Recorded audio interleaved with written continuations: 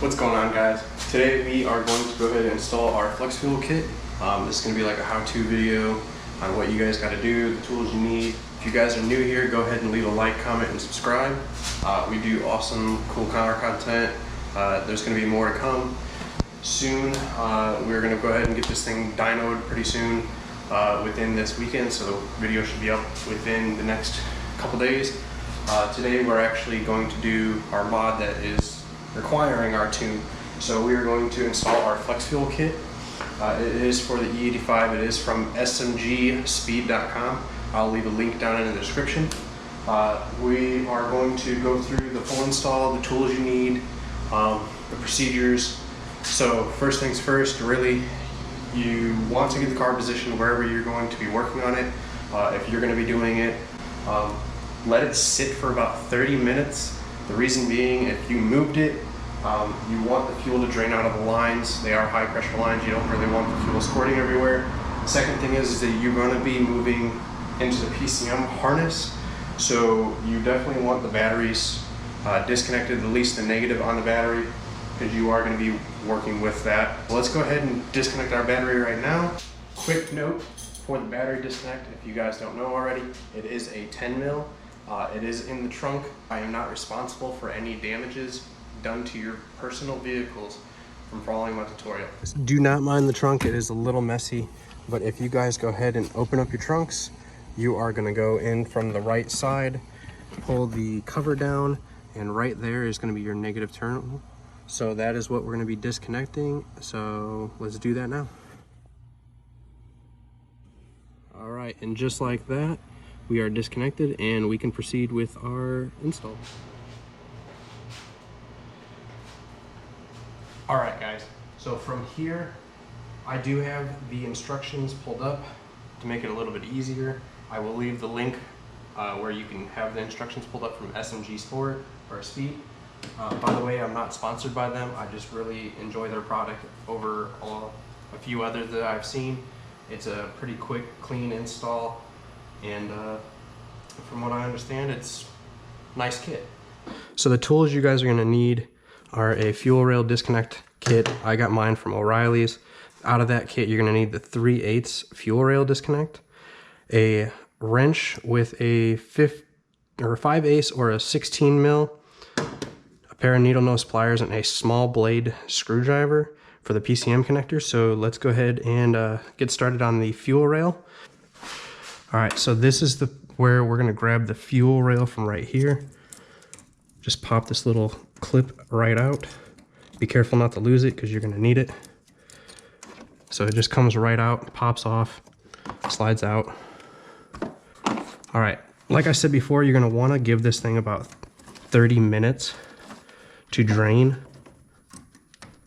Push it in, and then push the two together and slide it right out. So I still had a little bit of fuel in the lines, not too bad, but if you do get anything in there, make sure you clean it up with a rag, which luckily we have. All right, from here we're gonna grab our flex fuel kit. Let's grab our instructions.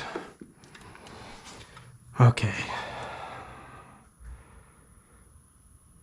From here, we are going to take the red end. This is pretty self-explanatory how it's going to work. You're going to take and then plug the red end into this side.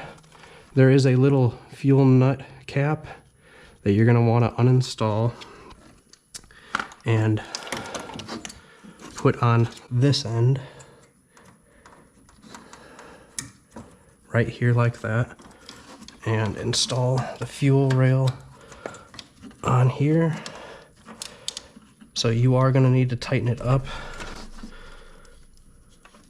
And I apologize, guys, I told you guys are going to need a socket. You're going to need an open end wrench to tighten this.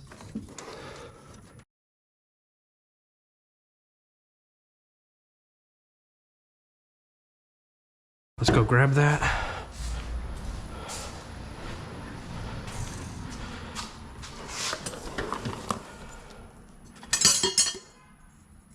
Don't judge me on my messy drawer right now. I use the tools all the time. We're looking for a 16.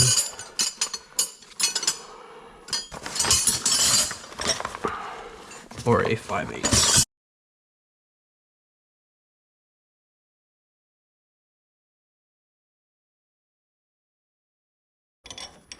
Make sure you guys get this as tight as possible. You definitely don't want any leaks.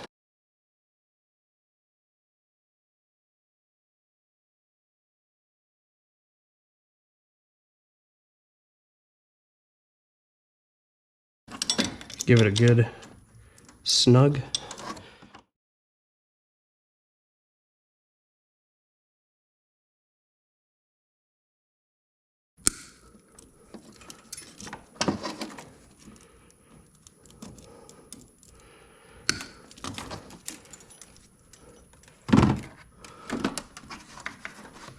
You're going to take one of the coils. It does not matter which one, whatever one you feel most comfortable. The number, or the second one in is the one I'm going to use. We are going to pull the red tab up like this, pop it off, and like I said, it is a plug and play, so just going to reinstall very nicely. Kit makes it very easy for everything, and then just reinstall that. We'll come back later and zip tie this down. All right, so the next thing is the last connector, which is the PCM connector. So the kit, like I said, is pretty straightforward. So we're gonna go ahead and stop real quick and get to that. All right, guys, now that we've got it now, you can route it right through here and bring it up to get easier access. Now there is small little clips to get the back shielding off.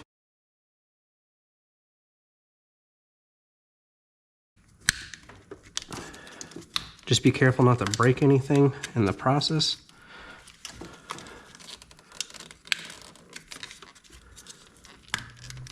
So the back shielding should slide pretty much right off after you get it like that. So that is the back shielding, so it exposes the wires. Then you're gonna come up to the front. There's a little gap right here. This is where really your little small blade screwdriver comes into play. Be very careful.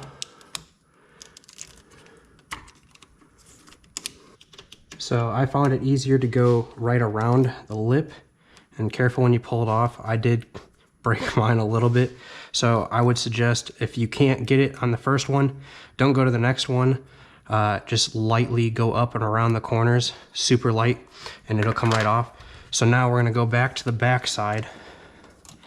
We are gonna go ahead and route our little wire through down over this way.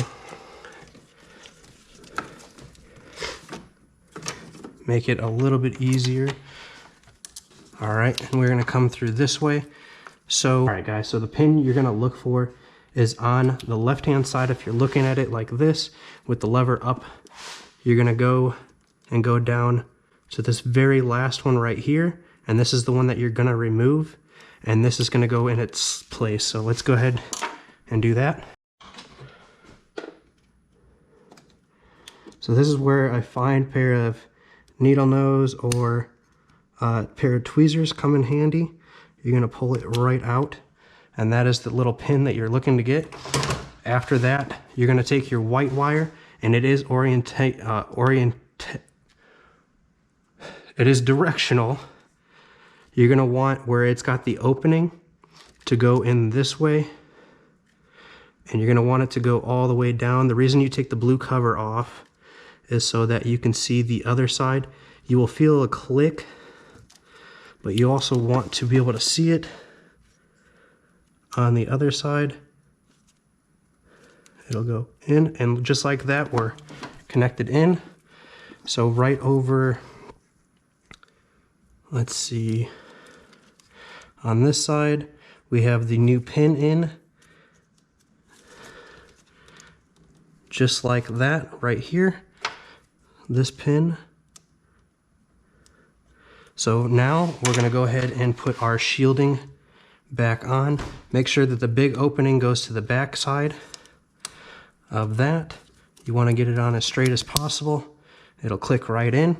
Go ahead and put your back shielding back on.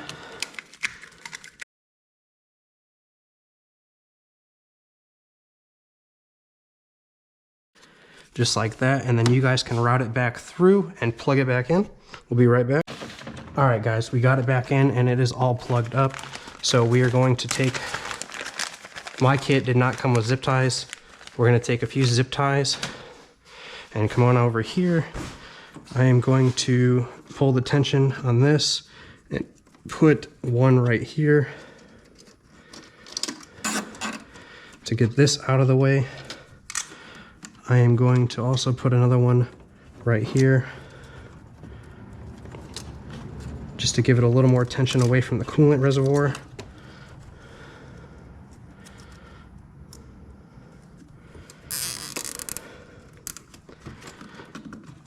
From there,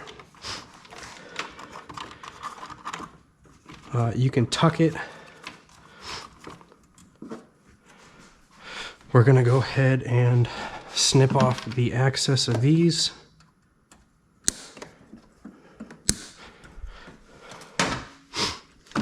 And one more on the connector up here itself. We're just going to pull that tight and wrap it around here to keep it out of the way.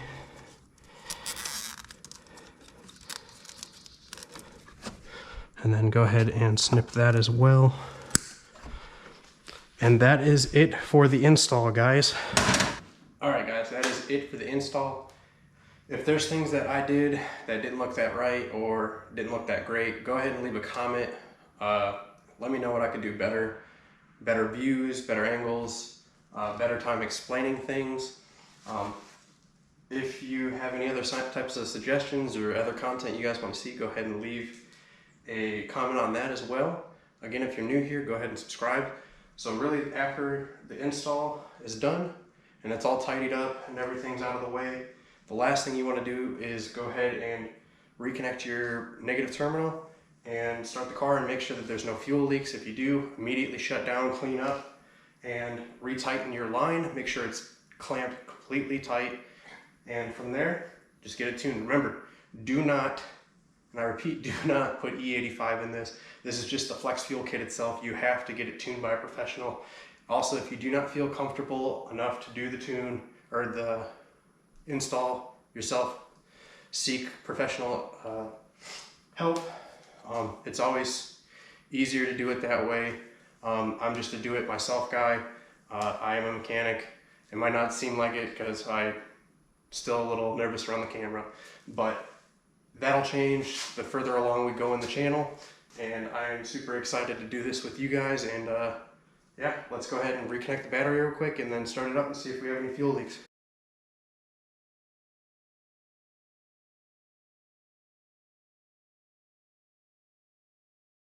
Start this up and check if we have any fuels.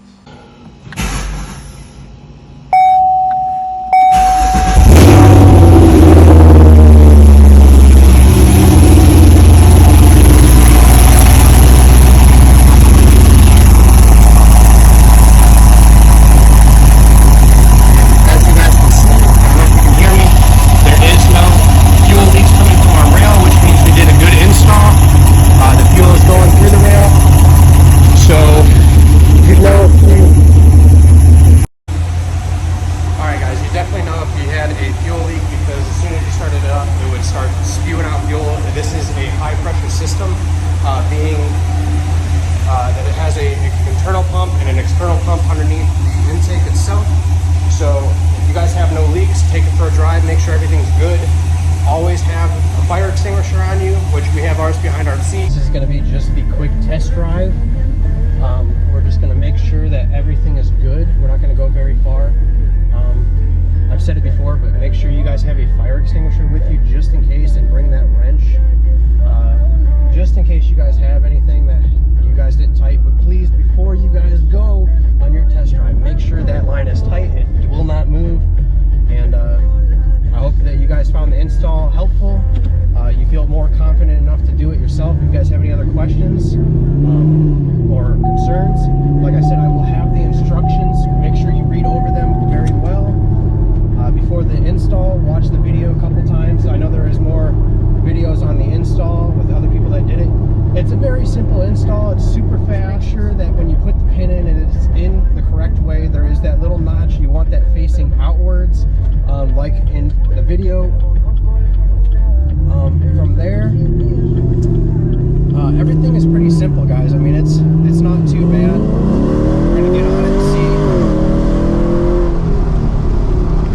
I love these cars.